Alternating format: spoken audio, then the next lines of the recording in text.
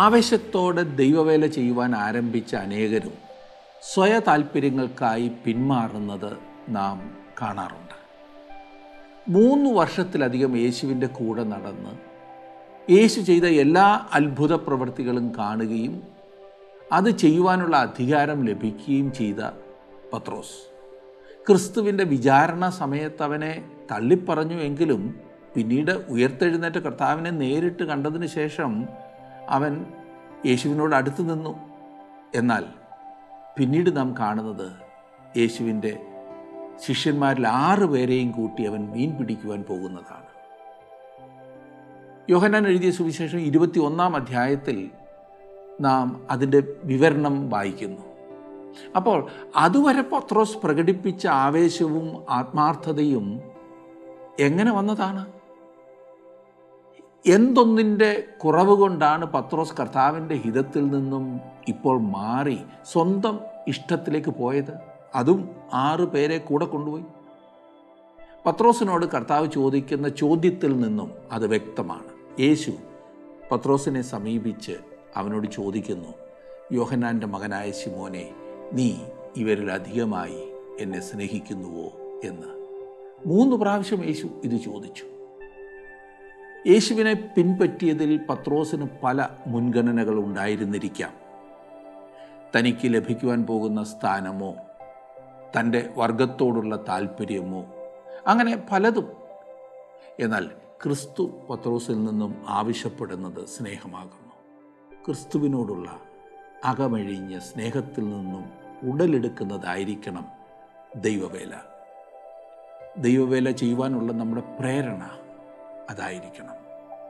ക്രിസ്തുവിനെ സ്നേഹിക്കുക, അവനെ മഹത്വപ്പെടുത്തുക എന്നൊക്കെ പറഞ്ഞാൽ ദൈവഹിതം അറിഞ്ഞ് എന്ത് വില കൊടുത്തും അത് ചെയ്യുവാനുള്ള താല്പര്യമാണ്.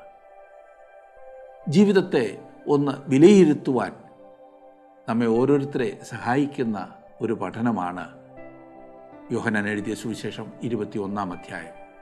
നമുക്കൊരുമിച്ച് നോക്കാം.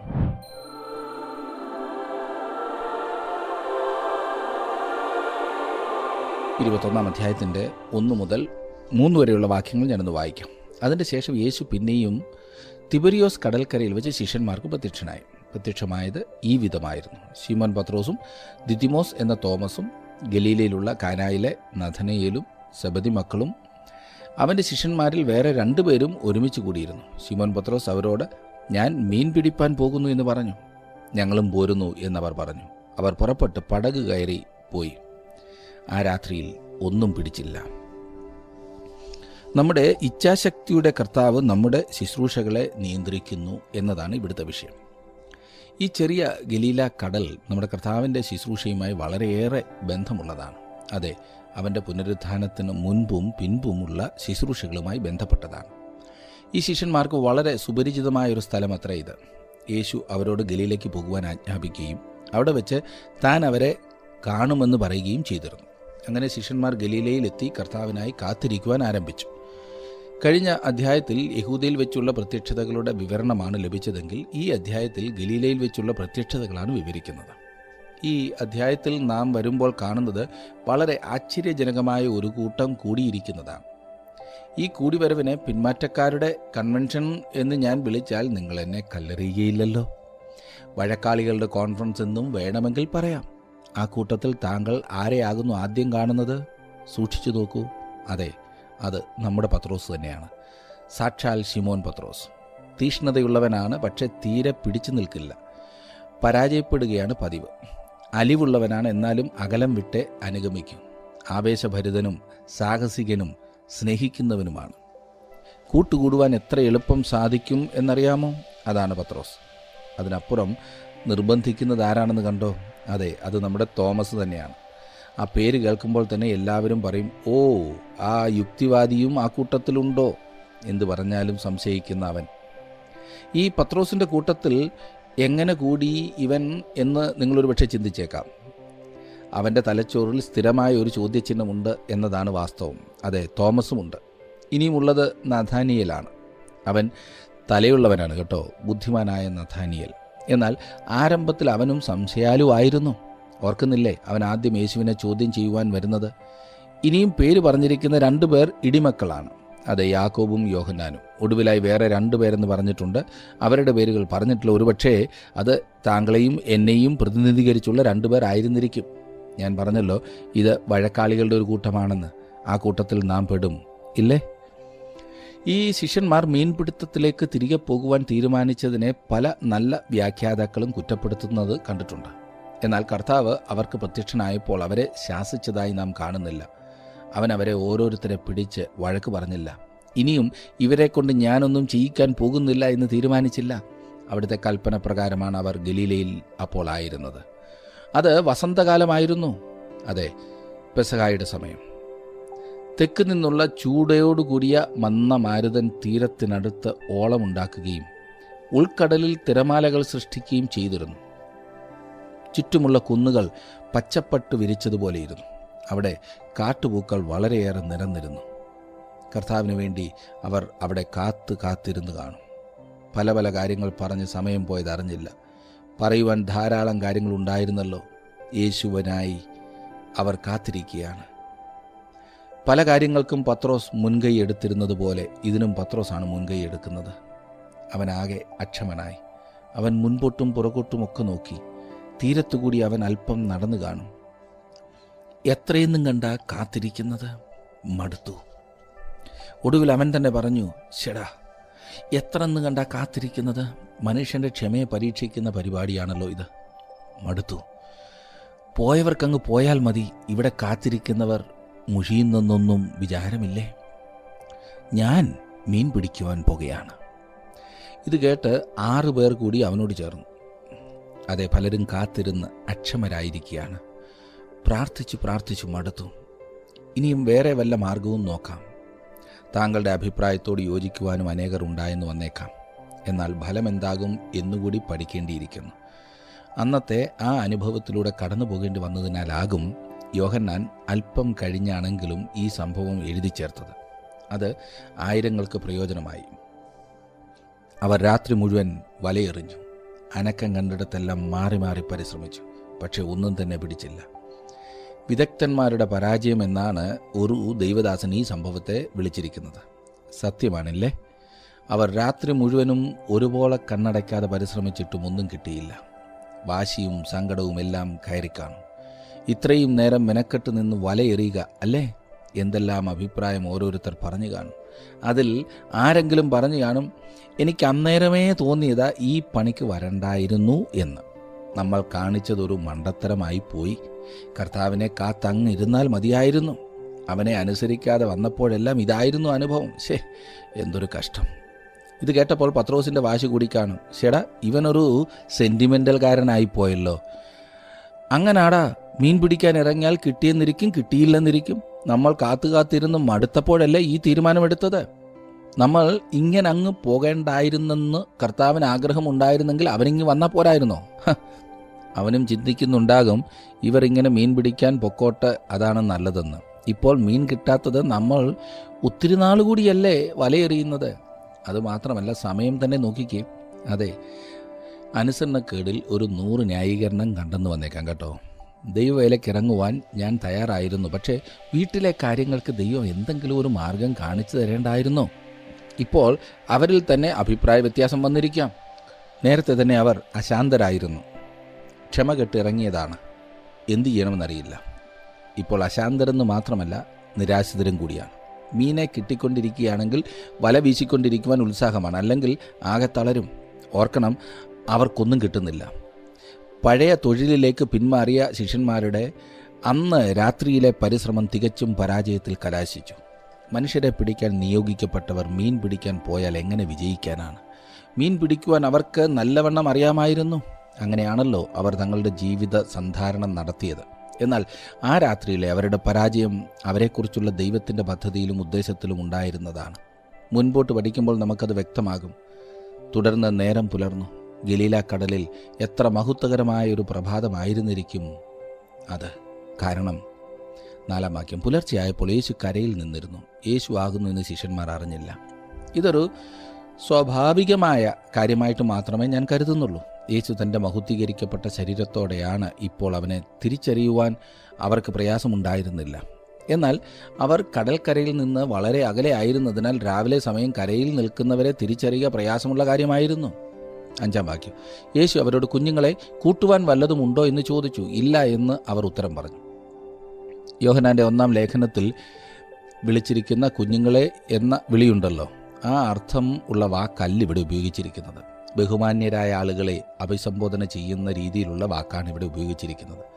വാസ്തവത്തിൽ ചിന്തിപ്പിക്കുന്നതാണില്ലേ? ഈ പത്രോസ് എത്രാമത്തെ പ്രാവശ്യമാണ് തെറ്റുന്നത്? നാമൊക്കെ ആയിരുന്നെങ്കിൽ അവനെ പിന്നെ തിരിഞ്ഞു നോക്കില്ല.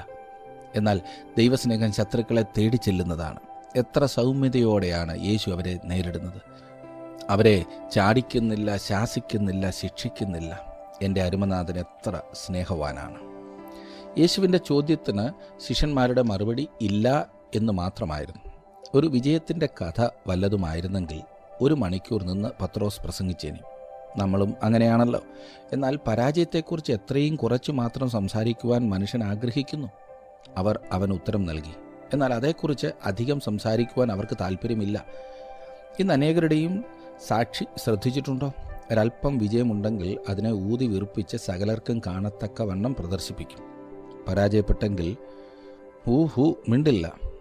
അഥവാ മിണ്ടിയാലും ഒരു വാക്കോ ഒരു വാചകമോ അത്രമാത്രം.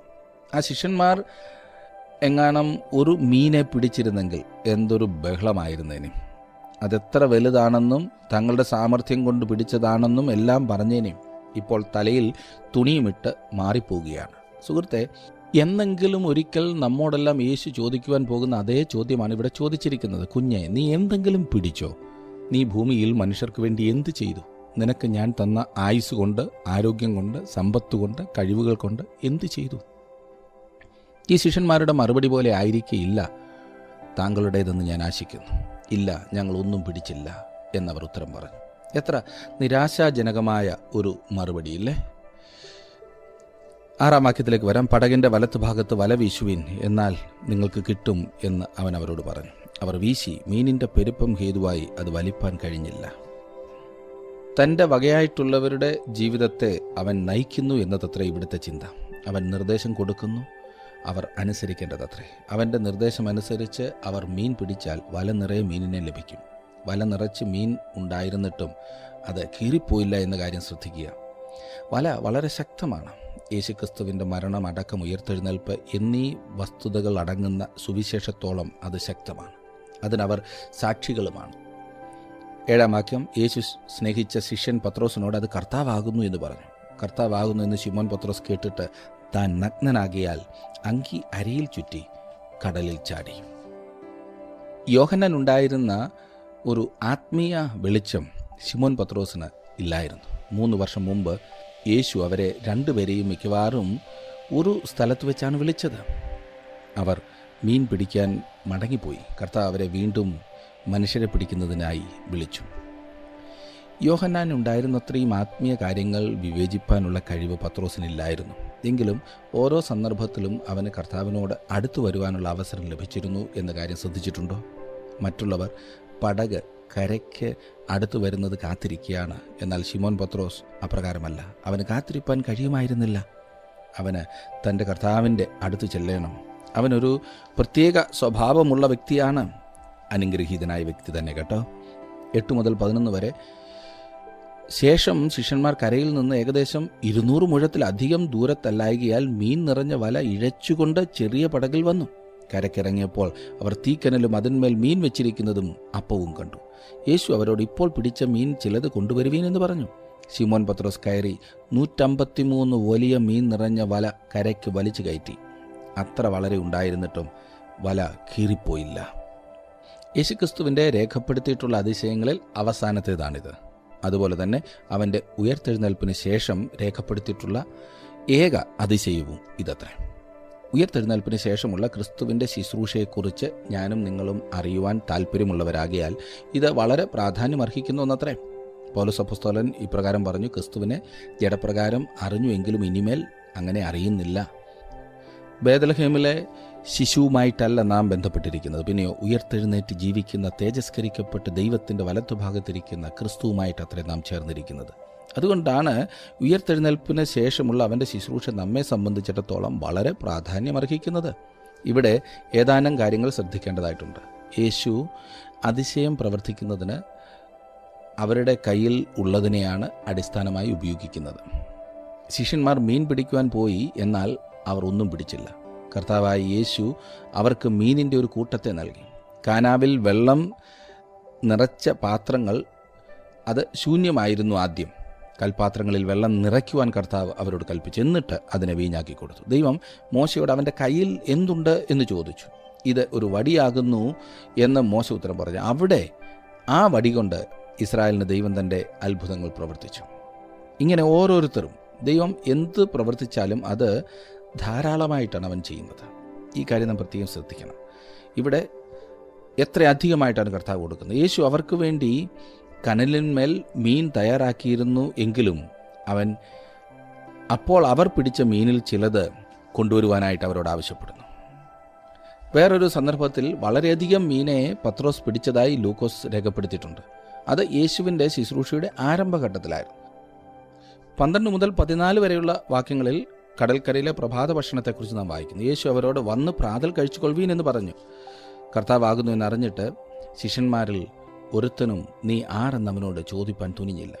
യേശു വന്ന് അപ്പം എടുത്ത് അവർക്ക് കൊടുത്തു. മീനും അങ്ങനെ തന്നെ. യേശു മരിച്ചവരിൽ നിന്ന് ഉയർത്തെഴുന്നേറ്റ ശേഷം ഇങ്ങനെ 3-ാം പ്രാവശ്യം ശിഷ്യന്മാർക്ക് പ്രത്യക്ഷനായി. എത്ര മനോഹരമായ ക്ഷണമാണ് കർത്താവ് ഇവിടെ നൽകുന്നത്. ഈ ഭൂലോകത്തിലൊക്കെയും പോയി സുവിശേഷം പ്രസംഗിപ്പീൻ എന്ന് യേശു പറഞ്ഞു. എന്നാൽ പോകുന്നതിന് മുൻപായി കടന്നു വന്ന് അവനോടുകൂടെ പ്രാതൽ കഴിക്കുവാൻ അവൻ നമ്മെ ക്ഷണിക്കുകയാകുന്നു. ഉയർത്തെഴുന്നേറ്റ കർത്താവ് തന്നെ അവരെ പോഷിപ്പിക്കുന്നു എന്നതാണ് ഏറ്റവും മനോഹരമായ സംഗതി. ഇനിയും പത്രോസുമായുള്ള ഇടപെടൽ നമുക്ക് നോക്കാം. 15 മുതൽ 17 വരെയുള്ള വാക്യങ്ങളിൽ അവർ പ്രാതൽ കഴിച്ച ശേഷം യേശു ശിമോൻ പത്രോസിനോട്, യോഹന്നാൻ്റെ മകനായ ശിമോനെ, നീ ഇവരിലധികമായി എന്നെ സ്നേഹിക്കുന്നുവോ എന്ന് ചോദിച്ചു. അതിനവൻ, ഉവ്വ് കർത്താവേ, എനിക്ക് നിന്നോട് പ്രിയമുണ്ട് എന്ന് നീ അറിയുന്നുവല്ലോ എന്ന് പറഞ്ഞു. എൻ്റെ കുഞ്ഞാടുകളെ മേയ്ക്ക എന്ന് അവൻ അവനോട് പറഞ്ഞു. രണ്ടാമതും അവനോട്, യോഹന്നാൻ്റെ മകനായ ശിമോനെ, നീ എന്നെ സ്നേഹിക്കുന്നുവോ എന്ന് ചോദിച്ചു. അതിന് അവൻ, ഉവ്വ് കർത്താവേ, എനിക്ക് നിന്നോട് പ്രിയമുണ്ട് എന്ന് നീ അറിയുന്നുവല്ലോ എന്ന് പറഞ്ഞു. എൻ്റെ ആടുകളെ പാലിക്ക എന്ന് അവൻ അവനോട് പറഞ്ഞു. മൂന്നാമതും അവനോട്, യോഹന്നാൻ്റെ മകനായ ശിമോനെ, നിനക്ക് എന്നോട് പ്രിയമുണ്ടോ എന്ന് ചോദിച്ചു. എന്നോട് പ്രിയമുണ്ടോ എന്ന് മൂന്നാമതും ചോദിക്കയാൽ പത്രോസ് ദുഃഖിച്ചു. കർത്താവേ, നീ സകലവും അറിയുന്നു, എനിക്ക് നിന്നോട് പ്രിയമുണ്ട് എന്നും നീ അറിയുന്നു എന്ന് അവനോട് പറഞ്ഞു. യേശു അവനോട്, എൻ്റെ ആടുകളെ മേയ്ക്ക. നമ്മുടെ കർത്താവ് പിന്മാറ്റക്കാരനും പരാജിതനുമായ ശിഷ്യന്മാർക്ക്, അതെ, പ്രത്യേകിച്ച് പത്രോസിനെ എടുത്ത് ശുശ്രൂഷയ്ക്കായി ഉപയോഗിക്കുന്നു. ഈ അഭിമുഖ സംഭാഷണത്തിൽ നിന്നും വളരെ പ്രധാനപ്പെട്ട ഒരു കാര്യം നാം പഠിക്കുന്നു. ശുശ്രൂഷയുടെ മുൻവ്യവസ്ഥ രക്ഷകനോടുള്ള സ്നേഹമാണ്. അതില്ലാത്ത ഒരു ശുശ്രൂഷയും ശുശ്രൂഷയല്ല. 3 പ്രാവശ്യം കർത്താവ് ശിമോൻ പത്രോസിനോട് ചോദിക്കുകയും 3 പ്രാവശ്യം അവൻ മറുപടി നൽകുകയും ചെയ്യുന്നു. 3 പ്രാവശ്യം കർത്താവ് അവന് ഈ നിയോഗം നൽകുന്നതായും കാണുന്നു. എന്തുകൊണ്ടാണ് 3 പ്രാവശ്യം ഇങ്ങനെ സംഭവിച്ചത്? ശിമോൻ പത്രോസ് 3 പ്രാവശ്യം ക്രിസ്തുവിനെ തള്ളിപ്പറഞ്ഞതിനാൽ ഇപ്പോൾ 3 പ്രാവശ്യം തനിക്ക് കർത്താവിനോടുള്ള സ്നേഹത്തെ വ്യക്തമായി സമ്മതിച്ചേറ്റു പറയേണ്ടത് ആവശ്യമായിരുന്നു എന്നത് ഒരു കാരണമാകാം. എന്നാൽ അതിനേക്കാൾ പ്രധാനപ്പെട്ട വേറെ കാരണങ്ങളുണ്ട്. മറ്റ് ശിഷ്യന്മാരോടൊപ്പം മീൻ പിടിച്ചുകൊണ്ട് നടന്നപ്പോൾ പത്രോസും ശുശ്രൂഷയ്ക്കായി അപ്പോസ്തലത്വത്തിനായി വിളിക്കപ്പെട്ടവനായിരുന്നു. മർക്കോസിൻ്റെയും ലൂക്കോസിൻ്റെയും സുവിശേഷങ്ങളെ രേഖപ്പെടുത്തിയിരിക്കുന്ന ഈ മീൻപിടുത്തത്തിൻ്റെ അനുഭവങ്ങൾ ശ്രദ്ധിച്ചാൽ കർത്താവ് അവരുടെ മീൻപിടുത്തത്തെ നിയന്ത്രിക്കുവാൻ തുടങ്ങിയതിന് ശേഷമാണ് വല പൊട്ടിയത് എന്ന് കാണുവാൻ കഴിയും. അതിനുശേഷം അവൻ അവരെ അപ്പോസ്തലന്മാരാക്കി. യേശുവിനെ പിടിച്ച രാത്രിയിൽ മഹാപുരോഹിതൻ്റെ അരമനയ്ക്ക് വെളിയിൽ തീ കാഞ്ഞുകൊണ്ട് നിൽക്കെ ശിമോൻ പത്രോസ് തൻ്റെ നിയോഗം നഷ്ടമാക്കി എന്ന് നാം കാണും. തൻ്റെ ശരീരത്തെ ചൂടാക്കുവാനായി അവൻ അവിടെ യാതൊരു ചിന്തയും കൂടാതെ കടന്നു ചെന്നു. അവിടെ വെച്ച് അവൻ തൻ്റെ ജീവിതത്തിലെ ഏറ്റവും വലിയ അപരാധം ചെയ്തതായി നാം കാണുന്നു. അവിടെ വെച്ചാണ് അവൻ കർത്താവിനെ 3 പ്രാവശ്യം തള്ളിപ്പറഞ്ഞത്. അവൻ അവിടെ പോകരുതായിരുന്നു. എന്നാൽ അവൻ അത് ചെയ്തു.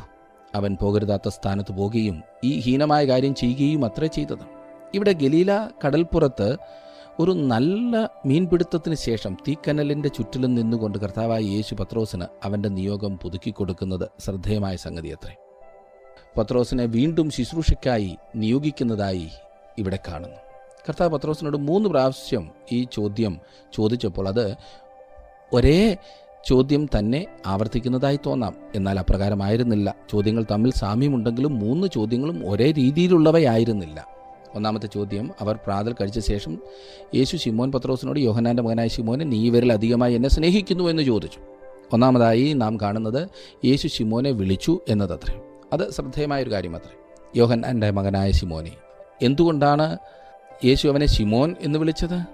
കർത്താവായ യേശു ആദ്യമായി അവനെ കണ്ടുമുട്ടിയപ്പോൾ അന്ത്രയോസ് ആകുന്നു അവനെ യേശുവിൻ്റെ അടുക്കൽ കൊണ്ടുവന്നത് എന്ന കാര്യം ഓർമ്മിക്കുക. യേശു അവനെ കണ്ടപ്പോൾ, നീ യോഹന്നാൻ്റെ പുത്രനായ ശിമോൻ ആകുന്നു, നിനക്ക് കേഫ എന്ന് പേരാകും, അത് പത്രോസ് എന്നാകുന്നു എന്ന് പറഞ്ഞു. കേഫ എന്നത് പാറ, മനുഷ്യൻ എന്നർത്ഥമുള്ള അറമിക് വാക്കാണ്. ഗ്രീക്കിൽ അതിന് പെട്രാസ് എന്ന വാക്കാണ് ഉപയോഗിക്കുന്നത്. ആ പേരവന് ലഭിക്കുകയാണ് ചെയ്തത്. ഫിലിപ്പിൻ്റെ കൈസരിയിൽ വെച്ച് കർത്താവായ യേശു ക്രിസ്തുവിനെ സംബന്ധിച്ച്, നീ ജീവനുള്ള ദൈവത്തിൻ്റെ പുത്രനായ ക്രിസ്തുവാകുന്നു എന്ന മനോഹരമായ സാക്ഷ്യം പറഞ്ഞപ്പോൾ കർത്താവിനോട് പറഞ്ഞത്, ശിമോനെ, നീ ഭാഗ്യവാൻ എന്നാണ്. യേശു അവൻ്റെ പഴയ പേര് വിളിക്കുകയാണ് ചെയ്തത്. ഇനിയും നീ പത്രോസ് എന്നായിരിക്കും വിളിക്കപ്പെടുന്നത്, കാരണം ഇന്ന് മുതൽ നീ ഒരു പാറ മനുഷ്യനായിത്തീരും എന്ന് യേശു അവനോട് പറഞ്ഞു. കർത്താവ് അവൻ്റെ പഴയ പേര് ഓർമ്മിപ്പിക്കുകയാണ് ചെയ്തത്. സ്നേഹം എന്നതിന് ഗ്രീക്ക് ഭാഷയിൽ 3 വാക്കുകളുണ്ട്. 3 വാക്കുകളും സ്നേഹമെന്നാണ് മലയാളത്തിൽ തർജ്ജമ ചെയ്യുന്നത്. സ്നേഹത്തിന് 3 വാക്കുകൾ ഗ്രീക്ക് ഭാഷയിൽ ഉപയോഗിക്കുന്നത് ഇറോസ് എന്നതാണ് അതിൽ ഒരു വാക്ക്. ഈ വാക്കിൻ്റെ ഉപയോഗത്തിൽ അവൻ സ്നേഹത്തിൻ്റെ അർത്ഥം താഴ്ത്തിക്കളഞ്ഞു. അവർ ആ വാക്കിനെ ആളത്വപരമായി ചിന്തിക്കുവാൻ തുടങ്ങി. അതായത് ഗ്രീക്കുകാർ ഇറോസിനെ ഒരു ദേവനായി കാണുകയാണ് ചെയ്തത്. ലൈംഗികതയുടെ ഒരു ബന്ധവുമായിട്ടാണ് അവർ അതിനെ കണ്ടിരുന്നത്. ഈ ഇറോസ് എന്ന വാക്ക് തിരുവചനത്തിൽ ഉപയോഗിച്ചിട്ടില്ല. സ്നേഹത്തിന് ഗ്രീക്കിൽ ഉപയോഗിച്ചിരിക്കുന്ന മറ്റൊരു പദമാണ് ഫിലിയോ എന്നത്. സുഹൃർ ബന്ധത്തിലുള്ള സ്നേഹമാണ് അതിൻ്റെ അർത്ഥം. അതെ, വ്യക്തി ബന്ധത്തിലുള്ള സ്നേഹത്തെ അതിൻ്റെ ഏറ്റവും ഉത്തമമായ രീതിയിൽ ഈ വാക്ക് പ്രതിഫലിപ്പിക്കുന്നു. ദൈവവചനത്തിൽ ഉപയോഗിച്ചിട്ടുള്ള വാക്കാണിത്. സ്നേഹത്തിന് വീണ്ടും ഒരു വാക്കുകൂടി ഗ്രീക്ക് ഭാഷയിൽ ഉപയോഗിച്ചിരിക്കുന്നത് അഗാപ്പെ എന്നതാണ്. അതെ, ആ വാക്ക് ഒരുപക്ഷെ നിങ്ങൾ കേട്ടിട്ടുണ്ടായിരിക്കാം. സ്നേഹത്തിന് ഉപയോഗിക്കാവുന്ന ഏറ്റവും ഉത്തമവും ഉന്നതവും മനോഹരവുമായ വാക്കാണ്. അഗാപ്പെ എന്നത് മാന്യമായ വാക്കാണത്. അത് ദൈവീകമായ ഒരു വാക്ക് കൂടിയാണ്. ദൈവസ്നേഹത്തെക്കുറിച്ച് സൂചിപ്പിക്കുവാൻ ഈ വാക്കാണ് ഉപയോഗിക്കുന്നത്. ശിമോൻ പത്രോസിനോട് സംസാരിക്കുമ്പോൾ നമ്മുടെ കർത്താവായ യേശു ഉപയോഗിച്ച പദവും ഇതുതന്നെയാണ്. ശരിയായ വിശ്വാസോപദേശങ്ങളും പ്രമാണങ്ങളും ഉണ്ടായിരിക്കുക മനോഹരമായ സംഗതി അത്ര. എന്നാൽ രക്ഷ എന്നുള്ളത് ഒരു സ്നേഹത്തിൻ്റെ ബന്ധമാണ്. ഇത് പ്രത്യേകം ഓർത്തോണം. യോഹന്നാൻ്റെ മകനായ ശിമോനെ, നീ ഇവയിലധികമായി എന്നെ സ്നേഹിക്കുന്നു. സ്നേഹം എന്നത് ഏറ്റവും ഉന്നതമായ കാര്യമത്രേ. ഒരുപക്ഷെ ക്രിസ്തീയ മാർഗത്തിലെ ഏറ്റവും ഉന്നതമായ വാക്ക് തിരഞ്ഞെടുക്കുവാൻ എനിക്ക് അവസരം ലഭിച്ചിരുന്നെങ്കിൽ ഞാൻ തീർച്ചയായും വിശ്വാസം എന്ന വാക്ക് തിരഞ്ഞെടുക്കും. ഏത് മതത്തിലെയും പരമോന്നതമായ പദം വിശ്വാസം.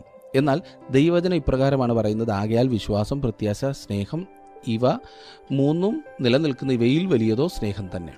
ശിമോൻ പത്രോസ് കർത്താവിനെ തള്ളിപ്പറഞ്ഞു. വാസ്തവത്തിൽ ഇനിയും ഒരിക്കലും പത്രോസിൽ അവന് വിശ്വാസം അർപ്പിക്കുവാൻ കഴിയുമായിരുന്നില്ല. എന്നാൽ കർത്താവ് അവനെ സ്നേഹിച്ചു. അവൻ പത്രോസിനെ എത്രമാത്രം സ്നേഹിച്ചു! സ്നേഹിതന്മാർക്ക് വേണ്ടി ജീവനെ കൊടുക്കുന്നതിലും അധികമുള്ള സ്നേഹം ആർക്കുമില്ല. കർത്താവ് പത്രോസിനെ സ്നേഹിച്ചു. കർത്താവ് നമ്മെയും സ്നേഹിക്കുന്നു. നമ്മുടെ കർത്താവ് ഉപയോഗിച്ചിരിക്കുന്ന വാക്ക് തന്നെ എന്തുകൊണ്ടാണ് ശിമോൻ പത്രോസ് ഉപയോഗിക്കാതിരുന്നത്? പത്രോസിൻ്റെ അഹംഭാവം എല്ലാം തീർന്നിരിക്കുകയാണ്. താൻ ചെയ്യുന്നതിനെക്കുറിച്ച് ഇനി ഒരിക്കലും അവൻ വീമ്പടിക്കുകയില്ല. കർത്താവിന് വേണ്ടി എന്തെങ്കിലും വലിയ കാര്യം ചെയ്യാൻ പോവുകയാകുന്നു എന്ന് ഇനി ഒരിക്കലും അവൻ പറയുന്നതായി നിങ്ങൾക്ക് കേൾക്കുവാൻ കഴിയുകയില്ല. ഇനിയും അവൻ വലിയ കാര്യങ്ങൾ ചെയ്യാൻ പോവുകയാണ്, എന്നാൽ അതിനെക്കുറിച്ച് അവൻ ഒന്നും തന്നെ പറയുകയില്ല. അതെ, നിന്നുകൊണ്ട് എനിക്ക് നിന്നോട് സുഹൃത്ത് സ്നേഹമുണ്ട് എന്ന് മാത്രം പറയുന്ന താണ നിലയിൽ അവൻ എത്തിച്ചേർന്നിരിക്കുകയാണ്. നമ്മുടെ കർത്താവ് അവന് മറുപടി നൽകി, എൻ്റെ കുഞ്ഞാടുകളെ മേയ്ക്ക എന്ന്. അവൻ പത്രോസിനോട് പറയുന്നത് വേറെ വിധത്തിൽ പറഞ്ഞാൽ എൻ്റെ ആട്ടിൻകുട്ടികളെ മേയ്ക്കുക എന്നാണ്. യേശു അവനോട് പറഞ്ഞത്, ശിമോൻ പത്രോസേ, നീ എന്നെ സ്നേഹിക്കുന്നു എങ്കിൽ എൻ്റെ കുഞ്ഞാടുകളെ മേയ്ക്ക. 10-ാം വാക്യം ശ്രദ്ധിക്കുക. രണ്ടാമതും അവനോട്, യോഹന്നാൻ്റെ മകനായ ശിമോനെ, നീ എന്നെ സ്നേഹിക്കുന്നു എന്ന് ചോദിച്ചു. അതിന് അവൻ, ഉവ്വ് കർത്താവേ, എനിക്ക് നിന്നോട് പ്രിയമുണ്ട് എന്ന് നീ അറിയുന്നുവല്ലോ എന്ന് പറഞ്ഞു. എൻ്റെ ആടുകളെ പാലിക്ക എന്ന് അവനോട് പറഞ്ഞു. ഈ പ്രാവശ്യം ഇവനിൽ അധികമായി എന്ന ഭാഗം യേശു വിട്ടുകളഞ്ഞു.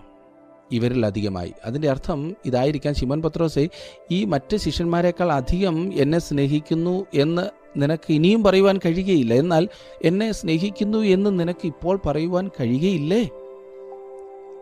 യേശു ചോദിച്ചത് ഇതിൽ കൂടി യേശു പത്രോസിനെ സഹായിക്കുകയും ഉയർത്തുകയും ചെയ്യുവാൻ ശ്രമിക്കുകയാണ്. എന്നാൽ ശിമോൻ പത്രോസിന് കഴിയില്ല.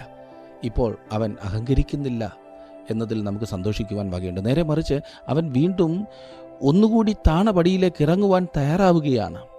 നോക്കണേ, അവൻ പറയുന്നത് ശ്രദ്ധിക്കുക. കർത്താവേ, എനിക്ക് നിന്നോട് പ്രിയമുണ്ട് എന്ന് നീ അറിയുന്നുവല്ലോ. ഏത് വിധത്തിലെങ്കിലും അഹങ്കരിക്കുവാനോ ഉയരുവാനോ അവൻ ശ്രമിക്കുന്നില്ല. അങ്ങനെ ചെയ്യുവാൻ അവൻ ഭയപ്പെട്ടു. അതിന് യേശു കൊടുത്ത ഉപദേശം ശ്രദ്ധിക്കുക. ഇത് നമ്മോടുമുള്ള കർത്താവിൻ്റെ ഉപദേശം അത്ര. എൻ്റെ ആടുകളെ പാലിക്കുക, എൻ്റെ ആടുകളെ പാലിക്കുക എന്നിവിടെ തർജ്ജിമ ചെയ്തിരിക്കുന്നു. എങ്കിലും മൂലഭാഷയിൽ ഉപയോഗിച്ചിരിക്കുന്നതിൻ്റെ അർത്ഥം അതിലും വ്യാപ്തിയുള്ളതാണ്. എൻ്റെ ആടുകൾക്കിടയനായിരിക്കുക എന്നർത്ഥമാണ് യേശുവിൻ്റെ വാക്കുകൾക്കുള്ളത്. മൂന്നാമത്തെ ചോദ്യം നോക്കിക്കാട്ടെ. മൂന്നാമത് അവനോട് യോഹന്നാൻ്റെ മകനായ ശിമോനെ, നിനക്ക് എന്നോട് പ്രിയമുണ്ടോ എന്ന് ചോദിച്ചു. എന്നോട് പ്രിയമുണ്ടോ എന്ന് മൂന്നാമതും ചോദിക്കയിൽ പത്രോസ് ദുഃഖിച്ചു. കർത്താവേ, നീ സകലവും അറിയുന്നു, എനിക്ക് നിന്നോട് പ്രിയമുണ്ട് എന്നും നീ അറിയുന്നു എന്നവനോട് പറഞ്ഞു. യേശു അവനോട് എൻ്റെ ആടുകളെ മേയിക്കാം. കർത്താവ് ഇവിടെ ശിമോൻ പത്രോസിൻ്റെ വാക്ക് ഉപയോഗിച്ചുകൊണ്ട്, ശിമോനെ, നിനക്ക് എന്നോട് സുഹൃത്ത് സ്നേഹം ഉണ്ടോ അഥവാ നിനക്ക് പ്രിയമുണ്ടോ എന്ന് ചോദിക്കുന്നു. അതെ, ശിമോൻ പത്രോസിൻ്റെ പ്രസ്താവനയിലേക്ക് കർത്താവ് താണിറങ്ങി വരുന്നു. പത്രോസ് ദുഃഖിതനായിത്തീരുന്നു. എന്നോട് പ്രിയമുണ്ടോ എന്ന് മൂന്നാമതും ചോദിക്കയിൽ പത്രോസ് ദുഃഖിച്ചു. കർത്താവെ, നീ സകലവും അറിയുന്നു, എനിക്ക് നിന്നോട് പ്രിയമുണ്ട് എന്ന് നീ അറിയുന്നു എന്ന് പത്രോസ് യേശുവിനോട് പറയുന്നു. പത്രോസ് ദുഃഖിതനായിത്തീർന്നു. 3 പ്രാവശ്യം തന്നോട് ചോദിച്ചതിനാലല്ല പത്രോസ് ദുഃഖിച്ചത്. പിന്നെയോ താൻ ഉപയോഗിച്ചിരുന്ന വാക്കിൻ്റെ നിലവാരത്തിലേക്ക് കർത്താവിന് താണിറങ്ങി വരേണ്ടതായി വന്നതുകൊണ്ട് പത്രോസ് തൻ്റെ ഹൃദയത്തിൽ ദുഃഖമുള്ളവനായിത്തീർന്നു. തുടർന്ന് കർത്താവ് പത്രോസിൻ്റെ ഭാവി അവന് പറഞ്ഞു കൊടുക്കുന്നു. യോഹന്നാൻ എഴുതിയ സുവിശേഷം 21 അധ്യായത്തിൻ്റെ 18 വാക്യത്തിൽ നാം വായിക്കുന്നത്, എൻ്റെ ആടുകളെ മേയിക്കുക, ആമേൻ ആമേൻ ഞാൻ നിന്നോട് പറയുന്നു, നീ യൗവനക്കാരനായിരുന്നപ്പോൾ നീ തന്നെ അരകെട്ടി ഇഷ്ടമുള്ളയിടത്ത് നടന്നു. വയസ്സനായ ശേഷമോ നീ കൈനീട്ടുകയും മറ്റൊരുത്തൻ നിൻ്റെ അരകെട്ടി നിനക്ക് ഇഷ്ടമില്ലാത്ത ഇടത്തേക്ക് നിന്നെ കൊണ്ടുപോവുകയും ചെയ്യും. പത്രോസ് ഒരു രക്തസാക്ഷിയാകും എന്ന് കർത്താവ് പറയുന്നു.